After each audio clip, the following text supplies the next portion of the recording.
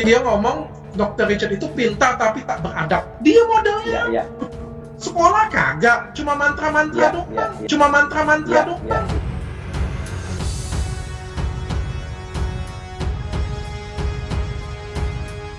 Sayembara, tolong sampein untuk Om Daus ya, sama untuk Jindan, yang terjindan-jindan. Kalian semua yang punya ilmu kebal. Ini sayembara ya. Kalian yang kebal dengan pisau bedah saya kasih 100 juta per orang. Dr. Richard Lee mendukung pesulap merah alias Marcel Radival yang bikin heboh karena membongkar trik dukun-dukun palsu.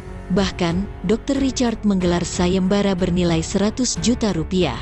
Baru-baru ini, Dr. Richard Lee juga disomasi Persatuan Dukun se-Indonesia. Somasi itu berkaitan dengan konten Dr. Richard Lee bersama Muhammad Salim Jindan Al-Habsyi alias Habib Jindan yang mengaku cicit Mbah Priok yang tidak disunting sebagaimana perjanjian mereka. Atas dasar itu, Habib Jindan disebut mengalami kerugian besar. Merespons somasi tersebut, Dr. Richard Lee justru membuat sayembara yang bisa diikuti para dukun di Indonesia dengan hadiah 100 juta rupiah.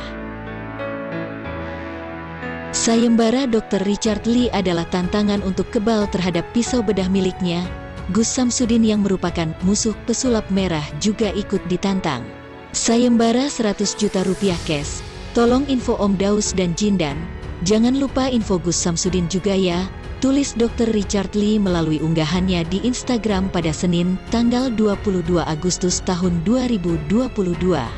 Penampilan para dukun yang kebal pisau bedah Dr. Richard Lee pun amat ditunggu-tunggu meski dengan nada ejekan. Para dukun pun dikonfirmasi belum ada yang berani menerima tantangan dari sang dokter. Tantangan yang berhadiah fantastis itu belum ada yang mau nerima, ungkap Dr. Richard Lee. Tak hanya dibantu oleh Dr. Richard Lee, Deddy Corbuzier pun juga angkat bicara mengenai yang lagi viral tentang perdukunan yang marak terjadi.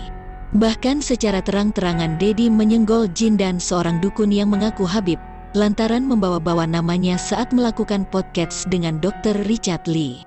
Ia membantu sesama pesulap lantaran apa yang dipertontonkan oknum dukun itu hanyalah sekedar trik sulap, bukan benar-benar sakti. Oke, itu saja berita kali ini. Jangan lupa subscribe agar kalian tidak ketinggalan berita terbaru dari channel ini.